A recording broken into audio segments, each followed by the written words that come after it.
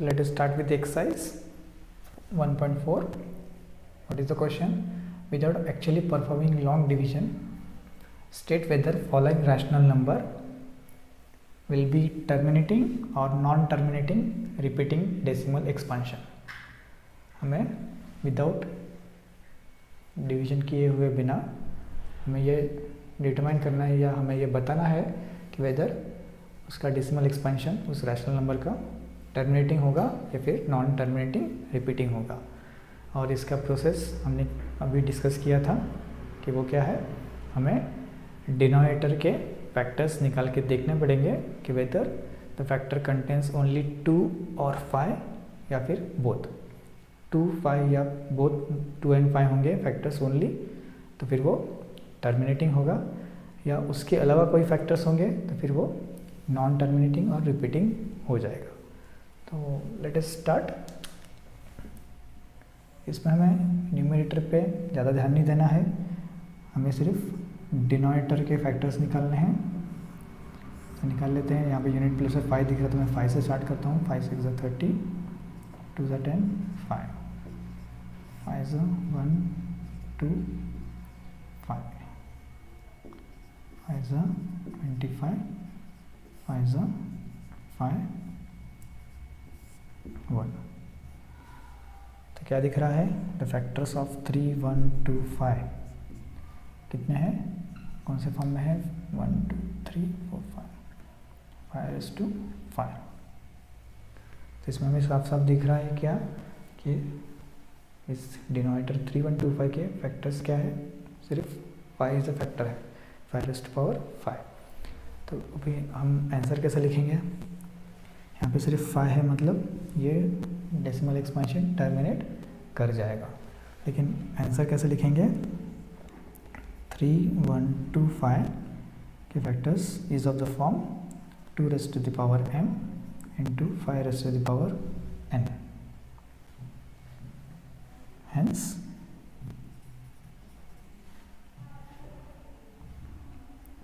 it will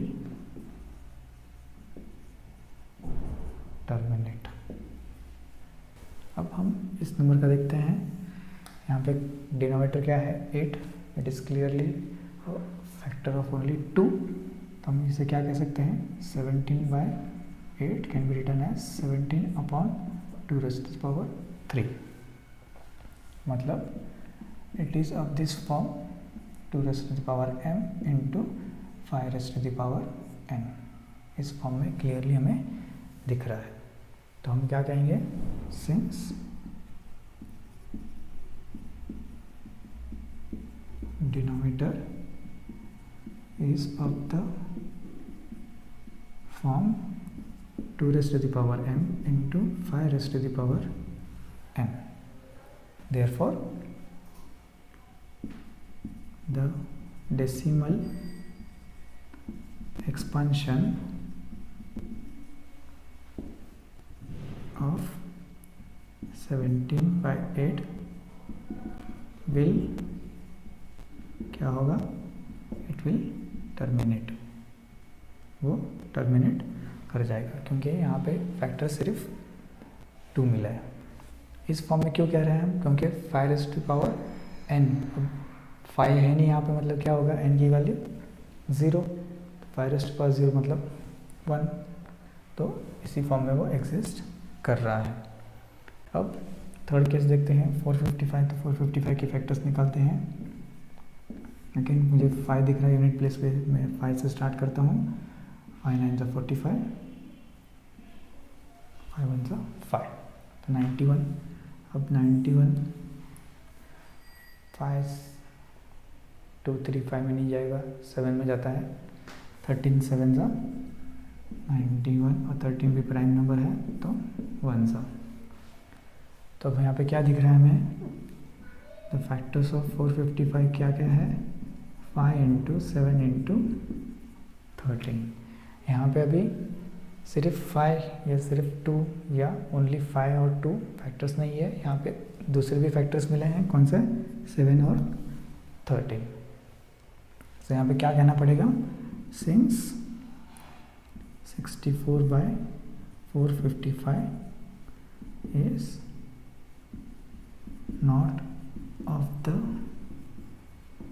form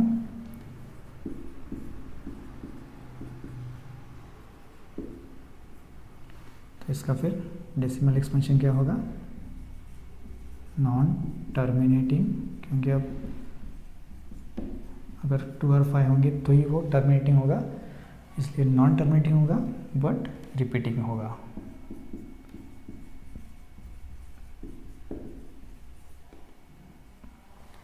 so the decimal expansion will be a repeating one. अब इस question में हमें 10 parts हैं, हमने 3 बना लिए हैं, इसी प्रकार हमें दूसरे भी इसके पार्ट्स जो है वो सॉल्व कर लिए हैं। सो continuing with the first question, हमने पहले 3 पार्ट देख लिए हैं, 4th पार्ट क्या है, अगेन हमें डिनोमिनेटर पे कॉन्सेंट्रेट करना है, तो डिनोमिनेटर के फैक्टर्स निकाल लेते हैं। पहले बेसिक 2 से स्टार्ट करते हैं, 800 अगेन 2 सा, 400 2 ज़ार 200 अगेन 2 ज़ार 100 2 ज़ार 50 2 ज़ार 25 अगेन कितना मिलेगा 5 and last is 1। So it is of the form 15 by कितना मिला है 1 2 3 5 6 2 raised to the power 6 into 5 square. तो हमें डिनोमिनेटर का एक्सपेंशन कैसे मिला है 2 raised to the power 6 into 5 square, और ये जो हमें स्टैंडर्ड फॉर्म है फॉर टर्मिनेटिंग केस के लिए 2 raised to the power m into 5 raised to the power n उस फॉर्म में दिख रहा है। So this will be a terminating one. अब मैं डिटेल में पूरा सेंटेंस में नहीं लिख रहा, I am going for the shortcut, तो मैं पूरा लिखना पड़ेगा, मैं सिर्फ उस फॉर्म में ला के दिखा रहा हूँ कि ये क्वेश्चन कैसे हो रहा है। अगेन फिर 5th पार्ट पे देखते हैं, अगेन 343 के अगर फैक्टर्स निकलेंगे, ये 3 से डिवाइड नहीं हो रहा, 5 से भी नहीं होगा, 7 से ये हो रहा है, 7 4 ज़ा 28 और फिर 63 343 इज़ 7 का क्यूब एक्चुअली में है वो, इसलिए वो डिवाइड हो जाएगा। सो हमें आंसर कैसा मिल रहा है 29 divide by 7 cube, 7 into 7 into 7। अब हमें 7 क्यूब मिल रहा है, हमें कौन से फॉर्म में चाहिए था 2 raised to the power m into 5 raised to the power n form में चाहिए था, इस फॉर्म में हमें ये नहीं मिल रहा है। सो इसका आंसर क्या है नॉन टर्मिनेटिंग बट रिपीटिंग, क्योंकि it is having the factors of denominator other than 2 and 5। So the answer will be non terminating but repeating. अब यहाँ पे जो 6th पार्ट है, 6th पार्ट में ऑलरेडी उन्होंने उस फॉर्म में लिख के दिया है। सो अब फैक्टर्स निकालने की भी आवश्यकता नहीं है, डायरेक्टली हम फैक्टर्स देख के बता सकते हैं। इस sense it is of the form 2 raised to the power m into 5 raised to the power n, इसी फॉर्म में है, तो इसका आंसर हम डायरेक्टली कह सकते हैं this is a case of terminating decimal expansion. Next फिर 7th केस में क्या है 2 raised to the power 2 और 5 raised to the power 7 दिया हुआ है, लेकिन additionally 7 raised to the power 5 भी है। तो अगेन अगर सिर्फ 2 और 5 होते हैं तो हम कह देते हैं वो टर्मिनेटिंग है, लेकिन एडिशनली और एक नंबर उसका फैक्टर है डिनोमिनेटर का। So again it is a case of non terminating but repeating. So case थी नॉन टर्मिनेटिंग बट रिपीटिंग की केस। यहाँ पे मैंने सब जगह डायरेक्ट आंसर लिखे हैं शॉर्टकट में। अगर हमें ऐसा टाइप का क्वेश्चन एग्ज़ाम में आता है तो हमें डिटेल में इन सेंटेंस फॉर्म ठीक से लिखना पड़ेगा। यहाँ पे हमें क्या मिल रहा है, 6/15 के फैक्टर्स क्या होते हैं, 3 × 5। अगेन यहाँ पे 5 तो फैक्टर है, 1 ऑफ द फैक्टर, लेकिन 3 भी है, तो अगेन ये भी केस क्या बन जाएगा, non terminating but repeating.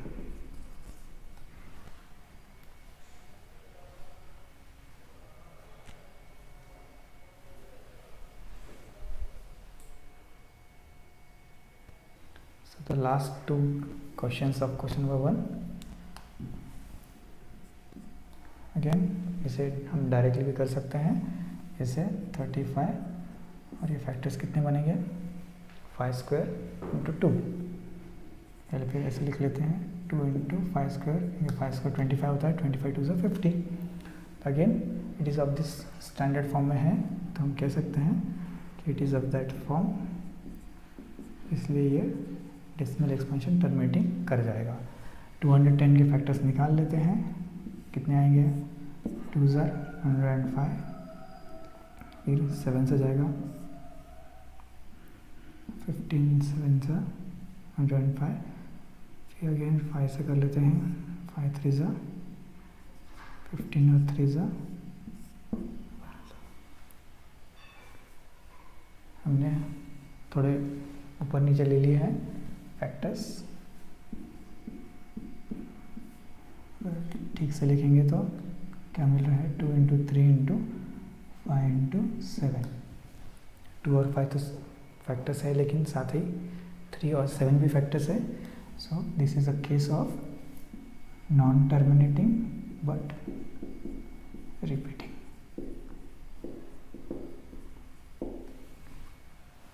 So इस तरह हमने इस क्वेश्चन 1 के सारे बिट्स देख लिए हैं। So starting with the second question, question number 2 मैंने शॉर्ट में लिख लिया है। क्या करना है, write down the decimal expansion for terminating rational number from question number 1। जो हमारा क्वेश्चन नंबर 1 था उसमें 10 पार्ट्स थे या 10 सब बिट्स थे, उसमें से जो जो numbers rational numbers terminating case थे उन्हें हमें डेसिमल एक्सपेंशन फॉर्म में सॉल्व करना है। तो डेसिमल एक्सपेंशन फॉर्म कैसे मिलेगा, हमें लॉन्ग डिवीजन मेथड से उसे टोटली डिवाइड करना है और डेसिमल फॉर्म में उसे लिखना है, कब तक, जब हमें उसे पूरा टर्मिनेट हो जाएगा।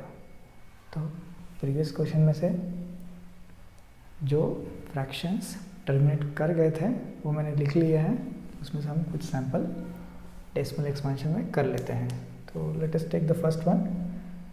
तो हमें 13 को डिवाइड करना है यूजिंग 3 1 2 5। तो डायरेक्टली दिख रहा है हमें कि डिनोमिनेटर काफ़ी बड़ा है। बेसिक प्रोसेस से तो हमें क्या करना पड़ेगा कि 3 1 2 5 0 करके फिर 13 लेना पड़ेगा, फिर डेसिमल पॉइंट लेना पड़ेगा। तो हम वही करते हैं कि पहले लिखिए, फिर 1 0 अगेन 0 हो जाएगा, 130 अगेन सेकेंड 0 लेते हैं, 1300 फिर भी नहीं होगा, 3 0 0 फिर तीसरा 0, तीसरा 0 पे हमें मिलेगा 13,000 एज अ नंबर। तो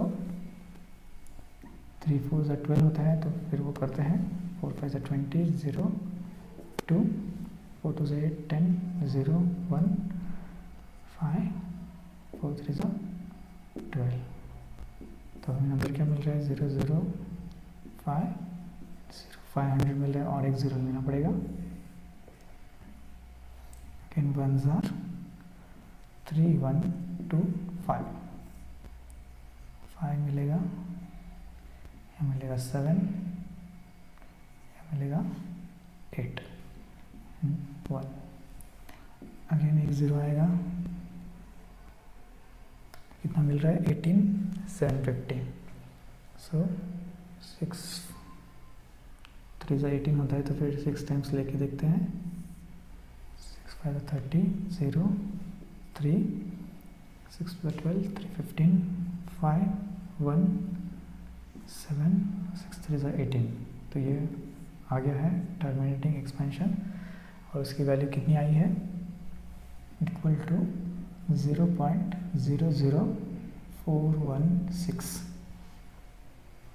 अगर ये स्टार्टिंग है डेसिमल पॉइंट, तुम डायरेक्टली ले सकते हो टू डेसिमल एक्सपेंशन, क्योंकि हमें दिख रहा है कि ये 13 है, यहाँ पे 3125, तो हमें ऑलरेडी एटलीस्ट उसे 2 जीरो एक्स्ट्रा लेने पड़ेंगे। तो फिर डायरेक्टली ये हम ज़ीरो, ये जो ये यहाँ तक, हम यहाँ तक ये स्टेप डायरेक्ट जंप कर सकते थे। अगर नहीं पता तो बेसिकली स्टैंडर्ड फॉर्म में ही करो और उसे टर्मिनेट वाले तक सॉल्व करो। फिर ये नंबर आसान है, ये कर सकते हो। तो हम फोर्थ पार्ट पे कॉन्सेंट्रेट करते हैं। अगेन 15/16। पहले अगर फैक्टर्स निकाल लिए तो 5 3 से 15 और 5 3 से 15, 2 से 10, 0। तो ये कितना बन रहा है, कौन से फॉर्म में बन रहा है, 3/320। पूरा डिवाइड करने के बजाय मैं अब सिर्फ इसी चीज़ को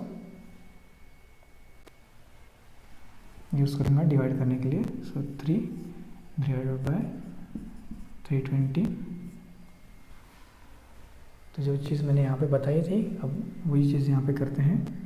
डायरेक्टली डेसिमल ले लेते हैं, फिर 1 ज़ीरो आएगा तो 30 बनेगा, उससे सॉल्व नहीं होगा। और 1 ज़ीरो ले लिया तो कितना बन रहा है, 300। उससे भी नहीं सॉल्व होगा। फिर नेक्स्ट आएगा 3000। तो 3000 के लिए अब ये सॉल्व हो पाएगा। तो लेते हैं 9 टाइम्स, तो 9 0, 9 2 18, 8 1, 9 3 27, 28, 0 2 1। कितना आ रहा है, 120। अगेन और 1 ज़ीरो ले लेते हैं, कितना आएगा, 4 से नहीं हो सकता, 3 टाइम्स ही करना पड़ेगा। 0 3 6, 9 0 4 2 40 आ रहा है। अगेन 1 ज़ीरो लेंगे, 2400, 8 टाइम्स नहीं 7 टाइम्स ही करना पड़ेगा, क्योंकि 8 टाइम्स में नंबर बड़ा हो जाएगा। 7 0 से 0, 7 2 14, 4 1, 7 3 21, 22। कितना बचा, 160। अगेन 1 ज़ीरो ले लेते हैं, तो 1600। तो मुझे क्लियर ही दिख रहा है, 5 टाइम्स से हो जाएगा। 5 0 से 0, 5 2 10, 0 1, 5 3 से 15, 16, 0 हो गया है। तो फिर हमें एक डेसिमल एक्सपेंशन क्या मिला है इस चीज़ का, 0.00935। ये हमारा आंसर बन गया है। अगर ये जो स्टार्टिंग की चीज़ हमने जो डायरेक्ट की है वो अगर नहीं समझ में आ रही, तो you can always follow this process, जहाँ पे हमने स्टार्टिंग से पूरा एक एक स्टेप में सॉल्व किया था। अगर you are quite good in maths, हमारा कैलकुलेशन अच्छा है, तो you can always go with the short method. ये भी आसान नंबर है, उसे हम कर सकते हैं। यहाँ पे क्या करना पड़ेगा, यहाँ पे पहले इस नंबर को फ्रैक्शन में लिख लेना पड़ेगा। तो ये नंबर मैं सॉल्व करके नहीं देता, मैं इसे सॉल्व करता हूँ। तो नंबर क्या बनेगा, 23/2³ मतलब 8, 5 स्क्वायर मतलब 25। तो 8 × 25, तो ये बनता है 23/200।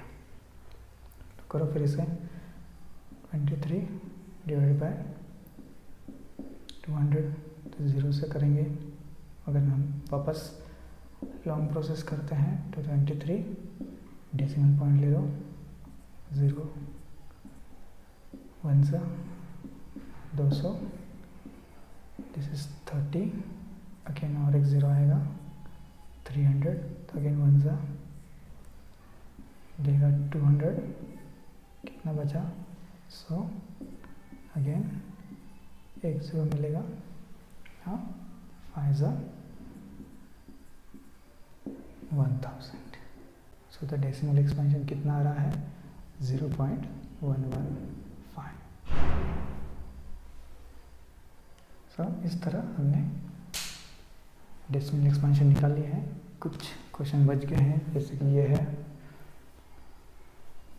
है तो ये छोटे नंबर है, इसका डेसिमल एक्सपेंशन तुम कर सकते हो। तो with this we have finished the second question also.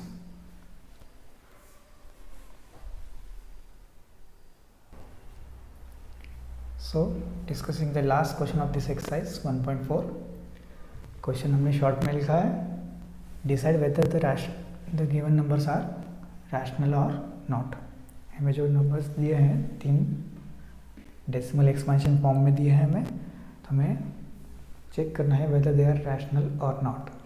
और अगर रैशनल है, if they are rational then what you can say about the prime factors of q, मतलब अगर वो रैशनल है तो उनके डिनोमिनेटर के प्राइम फैक्टर्स के बारे में हम क्या कह सकते हैं।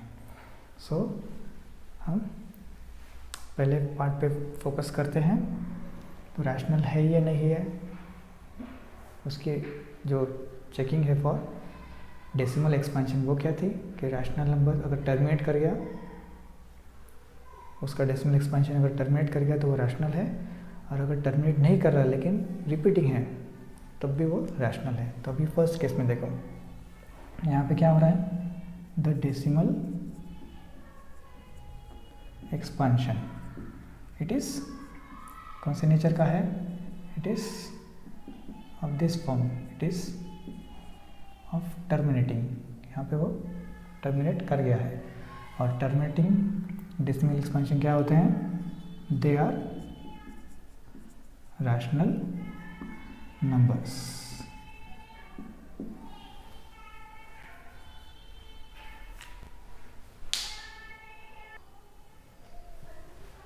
अब हमने first part of the question कर लिया है कि हमने डेसिमल एक्सपेंशन पे यह जज कर लिया कि डेसिमल एक्सपेंशन टर्मिनेट हो रहा है, decimal expansion is terminating, therefore हमने क्या कह दिया उसे, रैशनल नंबर्स।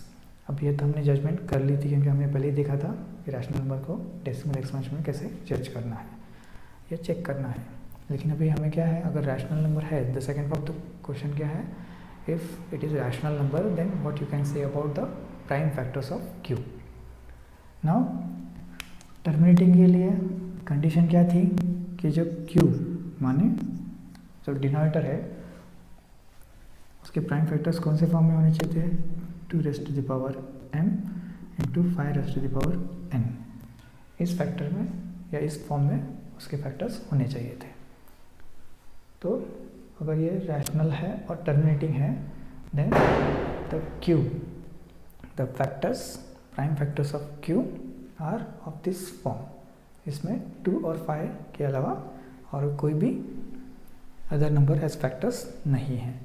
तो हमने प्रेडिक्ट कर लिया है कि इसके क्यू के प्राइम फैक्टर्स क्या होंगे, 2, 5 या बोथ, आइदर 2 और 5 और बोथ। अब आओ सेकेंड पार्ट पे। सेकेंड पार्ट में क्या है, पहले तो इसका डेसिमल एक्सपेंशन देखो, वो डॉट डॉट है, मतलब ये टर्मिनेटिंग नहीं है। तो फिर ये कौन सा है, नॉन टर्मिनेटिंग, नॉन टर्मिनेटिंग। ये टर्मिनेटिंग तो नहीं कर रहा, ये नॉन टर्मिनेटिंग है। फिर नॉन टर्मिनेटिंग के 2 पार्ट्स क्या हो सकते हैं, अदर वो रिपीट करेगा या नहीं करेगा, रिपीटिंग और not repeating.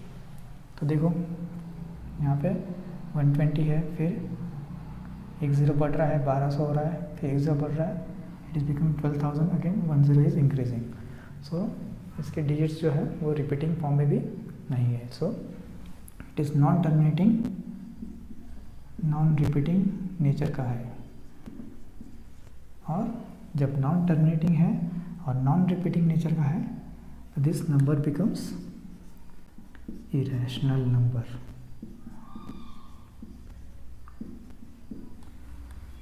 Third part of the question, यहाँ पे क्या दिया है हमें, अगेन जो डेसिमल में जो डिजिट्स मिले हैं 1 to 9 उस उन पे क्या है, बार है, मतलब वो सारे रिपीटिंग वैल्यूज़ हैं, सारे डिजिट्स रिपीट होने वाले हैं।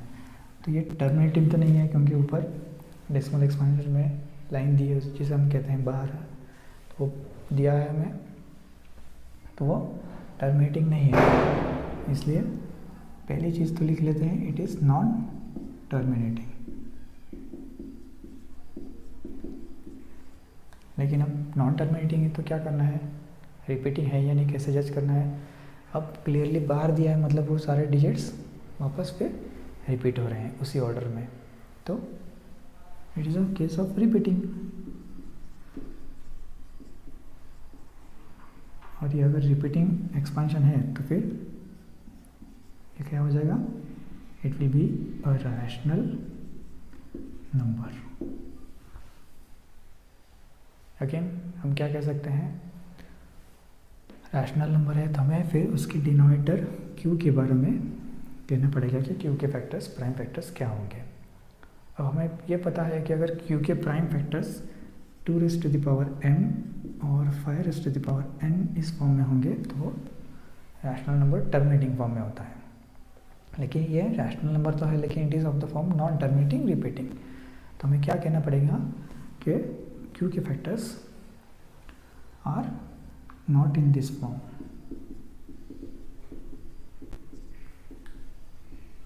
या फिर इन अदर वर्ड्स कैसा कह सकते हैं कि 2 और 5 के अलावा भी क्यू के दूसरे नंबर्स भी फैक्टर्स हैं। सो हम क्या कह सकते हैं, Q contains factors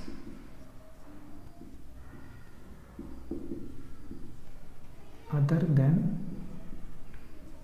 2 and 5 also. मतलब क्या कि 2 और 5 तो फैक्टर्स हो सकते हैं, लेकिन इसके अलावा भी उसमें दूसरे नंबर्स भी फैक्टर्स है। It also contains factors other than 2 and 5। ऐसा नहीं लिखा तो चलेगा, Q contains factors other than 2 and 5। 2 और 5 हो भी सकते हैं, लेकिन उसके अलावा भी एक्स्ट्रा फैक्टर्स क्यू में होंगे, तभी ये नॉन टर्मिनेटिंग रिपीटिंग नेचर में आ गया है इसका डेसिमल एक्सपेंशन। तो इसके साथ हमने एक्सरसाइज 1.4 सॉल्व कर ली है। So hope you understood the entire chapter of our lecture series. Thank you.